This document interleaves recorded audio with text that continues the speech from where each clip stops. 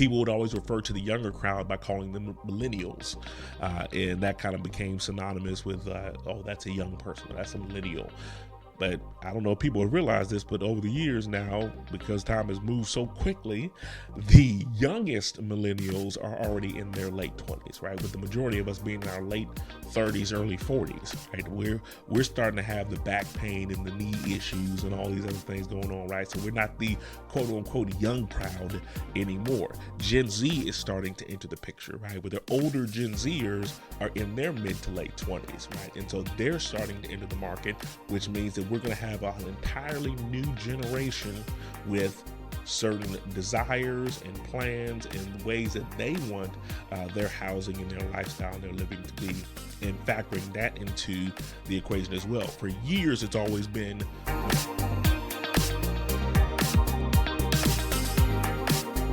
welcome to the Home Goals Podcast, the ultimate guide for turning your home goals into a reality. I'm your host, Derek Thorne. Join us as we navigate the twists and turns of obtaining a home. We'll be offering expert tips, helping you avoid pitfalls, and championing your journey towards that cherished place to call home.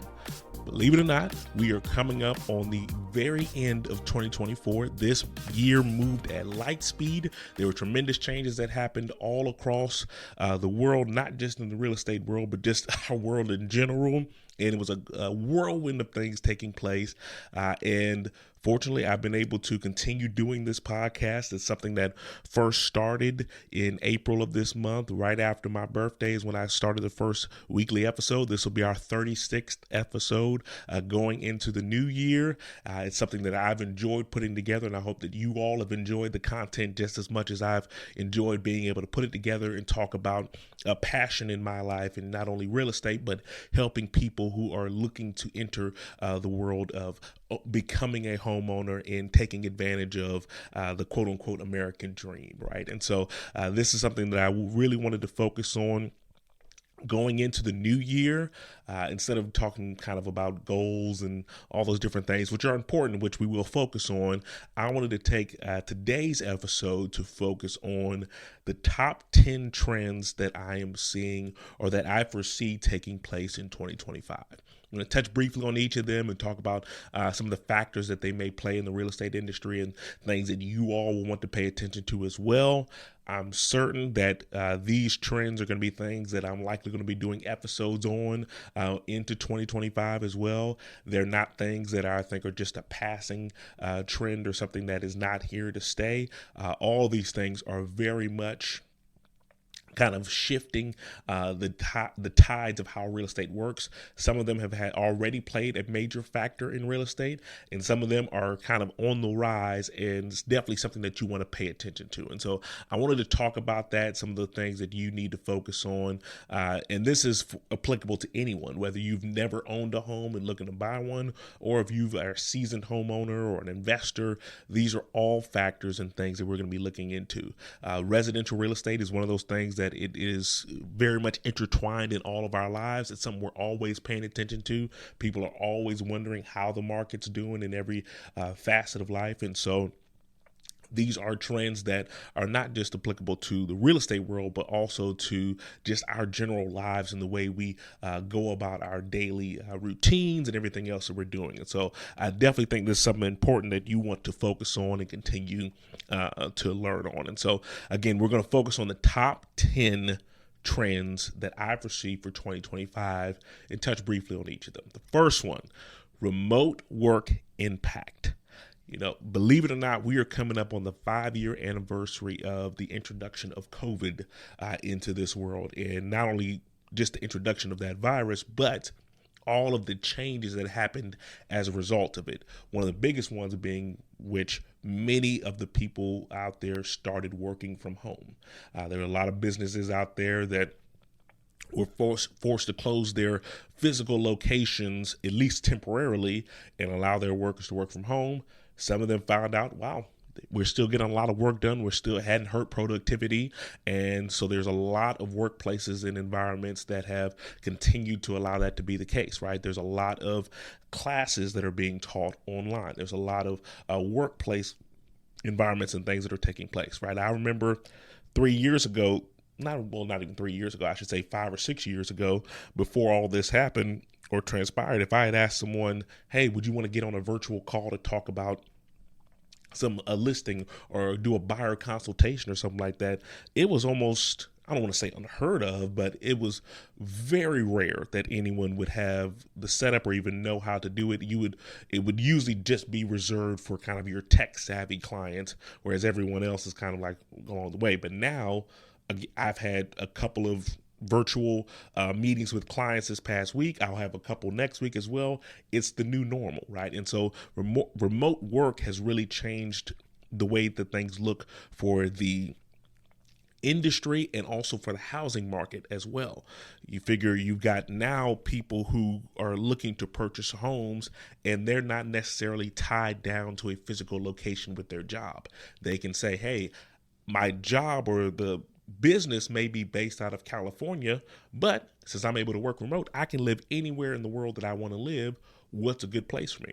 And in the Triangle, we're one of the top destinations in the country, right? The cost of living, although it's gotten increasingly more expensive, it's still one of the more affordable states in many areas in regard to some of the major metro areas. When you look at them, we're still a very affordable place.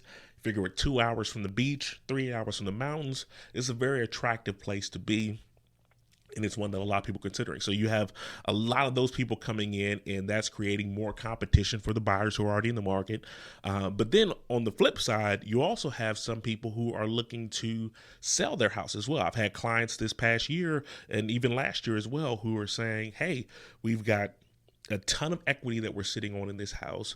We would love to be able to move to a place that has more space, that gives us more land and everything like that. And we can do that because we're not tied to where the location is of our job. We're able to work remotely. And so that's changing a lot of the things as well as competition, inventory, all those things. Now, there's still a lot of other factors that come into play, but that is going to have a tremendous impact moving forward in the way that we look at things and how it all works out.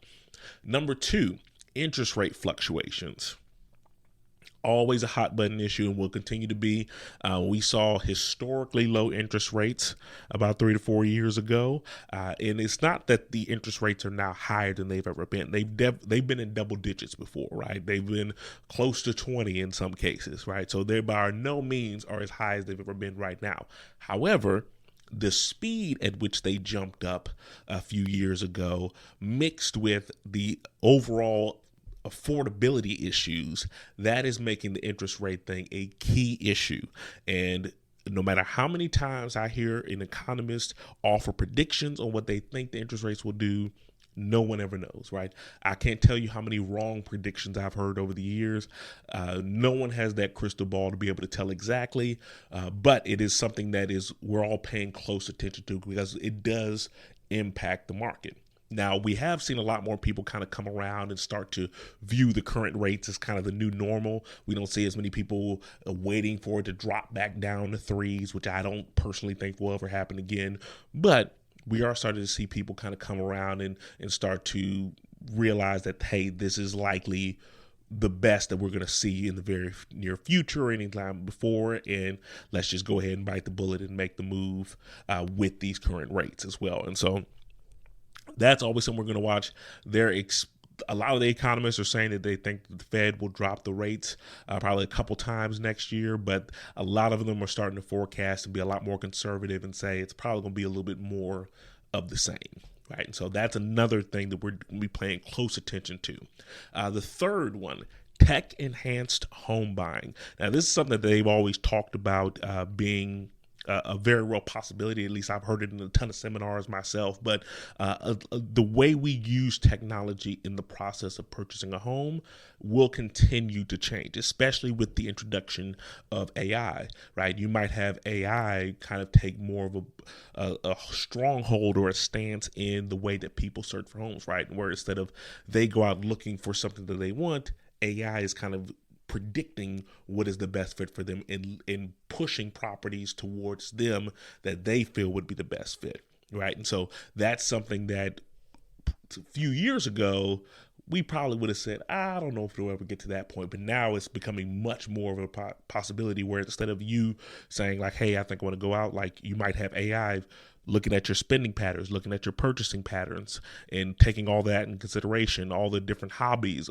what you post, what places you visit, taking all those things in consideration and pushing properties to you that would entice you to want to move there. And so in your mind, you think, oh, I picked this place, or oh, I picked out that property. But like we're going to see technology play a much larger part in being able to market directly to the consumer as well. And so that's another trend that's going to continue to be moving forward, especially as we see all the advancements in technology begin to take place in our society as well. Number 4, energy efficient homes. This is something that is it's always going to be a big issue, but it's definitely grown increasingly strong in what people are understanding of it. There's a lot of agents in our area who still don't truly understand how it all works, and we also don't want to be accused of not necessarily marketing something the correct way or the right way. And so there's always a lot of hesitation around being able to market green or sustainable things, but it's something that is truly important to the client and to the consumer, and it's something that's becoming more important, right? So maybe 10, 20 years ago, if you looked at solar panels or energy efficient houses, those are things that were kind of important in pockets or certain segments, but it wasn't something that was widespread, where now we're starting to see energy efficiency become a much bigger deal. And so that's something that we're always going to focus. I know even with our local realtor association, we recently made the decision to start up a new sustainability committee who focuses just on that, because we realize, or we see the writing on the wall, and we can tell this is going to be something that's very important, and it's something that we need to be educated on as well. And so that's going to be a huge trend that's going to continue to move forward. I'm interested in myself to even see all the ways that it starts to impact home values, home purchasing power, and all those different things as well. 5, multifamily and co-living spaces, with affordability being one of the top issues in the housing market right now. There's a lot of people who simply cannot afford or don't foresee themselves ever being able to afford to purchase a home, right? There's not any signs that we're seeing right now that say, oh, in the next few years or so, there's going to be a huge crash that bumps all the pricing back down, right? Most of it is just saying like, hey, it's likely going to plateau and maybe even rise a little bit higher, right? And so there's not really that hope or that kind of belief that if you just hold off and wait a little bit longer, the prices will come down to where you can afford it again. And so now people are looking to other options or other creative ideas. And one of those is, again, multifamily and co-living spaces, right? They're saying like, hey, if I can't afford or wouldn't be in a position or don't have a job where I would ever be in a position to afford to live in my current area and afford these prices, what are some other options, right? Maybe it's I go in and buy a house with someone else, or maybe we have a co-living space, whatever, where we can kind of come up with ways to make this arrangement work out for us, and so that we can have the benefits of home ownership without having to foot the entire bill for paying for that space or for that living area ourselves. This is obviously going to be more popular in the more metro and urban areas, but again, it's going to come into every area or every city, especially when you look at places like the Triangle, where the housing affordability has become such an issue so quickly for so many people, right? We see, like, again, I talked about it in one of the episodes, the homeless rate has skyrocketed. There's people constantly looking for, the rental rates have tripled and quadrupled in some cases. And so you're going to see more and more situations where people are kind of forced to either move away from that area or find ways to create multifamily or co-living spaces. So that's something that wasn't always, I should say, a popular option, but I definitely see it for future generations, even for my kids and stuff like that. I could definitely see those generations looking into those options more than we ever did as well. And so that's something to pay attention to. Number 6, smart homes, right? homes that have, the video cameras, the security systems, the high-tech thermostats, all these different features that are in homes. We're starting to see those become more and more of the norm, right? And that's something that many buyers are going to be looking for in their home, right? They're going to want to see not only what is the capability of their home being able to have all these features, but also, again, what's the Wi-Fi? Google Fiber being in the area when I first started, it was nice. It was kind of the cherry on top. But nowadays, it is a key factor. What is the internet speed like in the area where you're purchasing? All right, because again, all of the features that many people buyers are looking for in their homes are smart home features, right? And so if you can make your home more, I guess, attractive or more marketable with the smart home features, you're going to look better as opposed to the competition, right? And so that's something that more buyers are going to be looking for and more paying attention to. And we've even in our MLS started to add areas where you can look up that information and begin to see it for your clients as well. And so you can tell right out of the gate. That wasn't a feature that was always available because, again, it wasn't always the smartest thing to do, right? When I'm showing homes now, I have to tell people more and more, hey, let's be careful what we say when we're viewing this house because more and more people have cameras in their home hidden all throughout, right? That's a possibility nowadays, right? And so just things that you have to keep in mind as far as understanding how to appeal to a consumer as from a seller standpoint, but also what the buyer is looking for in their homes. That's going to become a bigger and bigger feature for them as well. Number 7, the climate resilience in the property design, right? So we think about Hurricane Helene and Hurricane Milton and some of the massive storms that came through. Now, some of them, Hurricane Helene in particular, happened in areas where we never see it. It was kind of a 100-year storm, once in a lifetime type event, right? And so we know that that's not going to always be the case. However, when you have storms like that taking place, along with the storms that hit the same areas all the other times, it's going to have an impact, likely a negative one, on insurance rates and coverage and all those other things as well. And so we're going to really have to start paying attention to how the homes are built and their ability to withstand all these natural disasters that are happening. We're seeing more and more tornadoes, more hurricanes, where all these events and storms and things that are happening due to climate change, whether you want to believe in the reasoning behind it or not. One thing we can't say is that we haven't seen an uptick in the storms and natural disasters that are taking place, right? And so you're going to need homes that can withstand that. And so that's going to be another thing that is very important, especially when we're looking at the way houses are being built with new construction. Inventory is still very much an issue. And so we're going to have to, again, be creative with building houses, but also make sure that, more importantly, we're building safe houses that can withstand whatever storms may come. Number 8, affordable housing initiatives. Now, this one kind of goes more so into the political realm of things. When I did my recent podcast talking about the presidential campaigns and the different candidates and what their solutions were for the housing crisis or housing affordability crisis, I went through kind of like different things that they had suggested. And that's something that you definitely want to, now that we know the Trump administration is coming in, we're going to have to pay attention to see, like, hey, will they be able to follow through with the campaign promises and things that they made as far as being able to help with the pricing of homes. So that's important. But even more important than that is also the changes that have happened within local governments as well. I know within North Carolina, we've got a new governor. In Raleigh, we have a new mayor. There's a lot of different changing positions and different figures and administrations coming into different roles, and they are all going to play a huge factor in what happens with housing affordability, right? The zoning that's in place, how the land is used, grant programs that are made available, down payment assistance. All these things are things that are impacted by our local governments. And so it's very important for us to pay attention to what they are doing, what kind of changes they're implementing, and what things they're trying to start up to make sure that they can help address this issue. Because again, it's one of the top issues that is on the minds of every person that is in these different districts and in these different areas that these politicians are representing. And so that's a very important one. And again, I am certain we will be doing additional episodes talking about any housing initiatives or things that are introduced or programs that are talked about, and whether or not that can be a good help to people who are looking to purchase.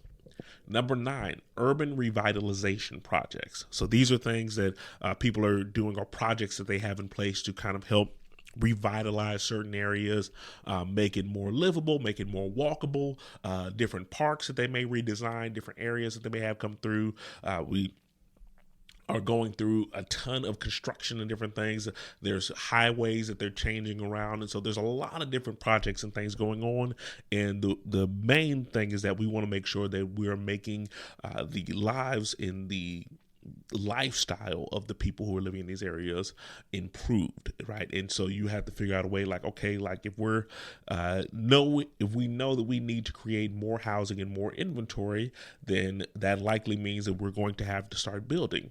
We're likely going to need to be building further out, because a lot of the places that are in the more urban areas are more concentrated. They're already built up.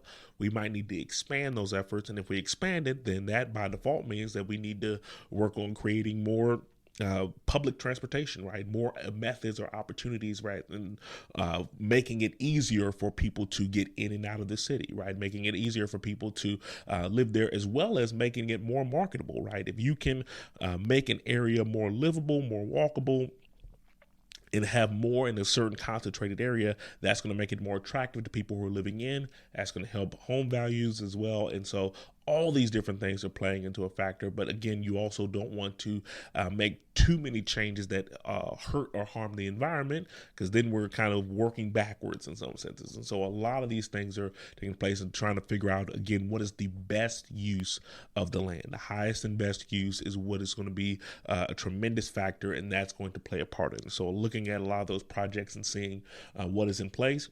And then last, for number 10, changing demographics in home ownership.